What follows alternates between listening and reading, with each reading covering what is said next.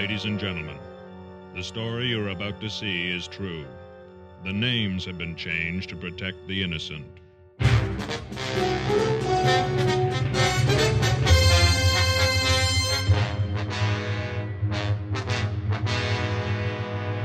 want to ask you a bunch of questions. I want to have them answered immediately. What led you to your current career? Actually, it's been a lifetime of leading. I've been a massage therapist for 20 years. I've been a registered nurse for 10 years. And it was always a passion of mine to figure out better ways of helping people balance their lives.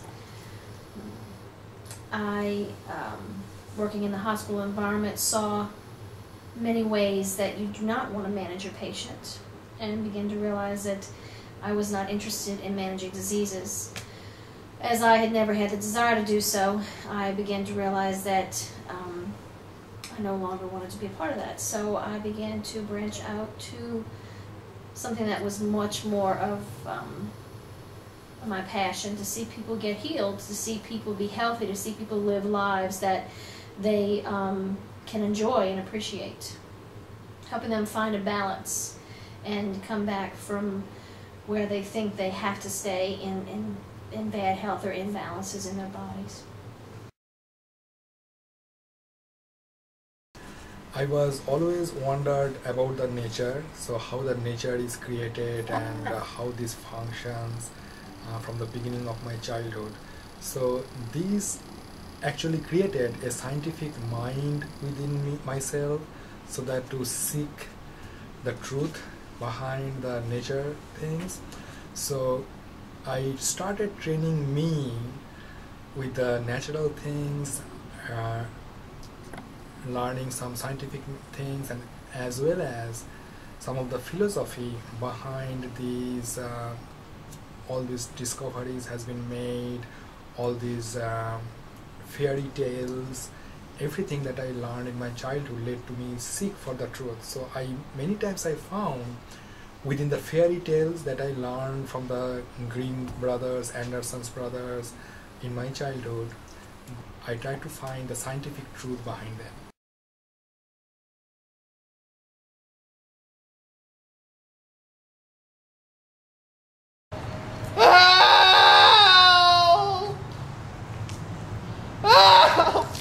Go get help!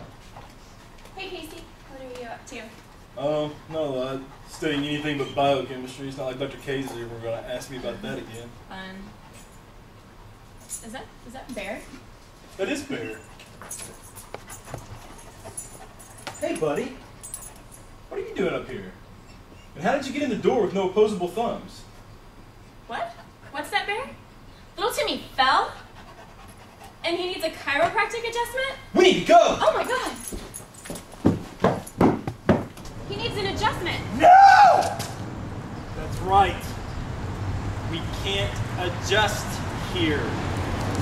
To the chiropractor! Loving service, my first technique. How do you show loving service to your patients? How do I show loving service to my patients? I listen to what they have to say. I take them seriously at what they say. What they tell me about their bodies matter, because they really know a lot more about their bodies than we give a credit to them. I'm honest with them. I'm upfront. I tell them about time, cost, dedication. I tell them about the things that are going to be required of them, and I give them information.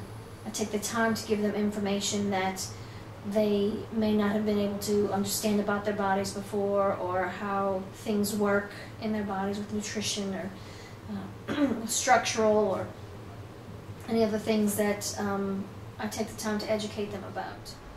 What is your first technique? Take 5.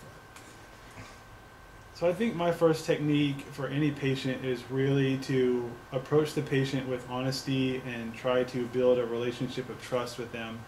And I think that approaching a patient that way and really trying to be empathetic and trying to get them to trust you and being honest with them really does help me to get more out of them. My first technique would have to be assessment skills.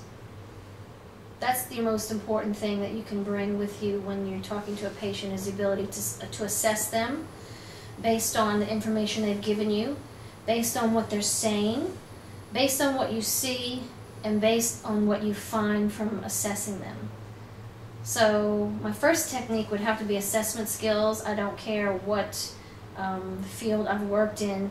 That is crucial to actually trying to understand what a patient needs, what they require, what they desire, what are they looking for. Actually, you can find out what they need, but that's not actually what they're looking for. My first technique is to love people, and in that way I love my students, I love my subject, I love my topic, and I love to share what I have experienced in my life and share that with anybody. So I am a lifelong student myself, and I want to be my students also, because it is learning is all the time. We are learning in every moment. So loving is, in that way, it is a eternal thing.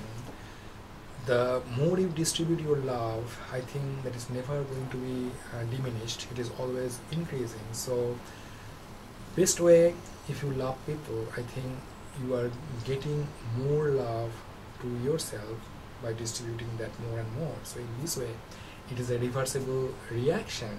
So when you distribute love, you may see a equilibrium is reached. As much love you are giving to individuals or your students or anybody, you may receive almost same thing back to you. Sometimes you may see you are giving more love, you are getting less love. That don't worry about that, because when you have a demand, you are in a depressed condition, you need love, you will see that reversible reaction is favoring the backward reaction, and your heart will be full with love.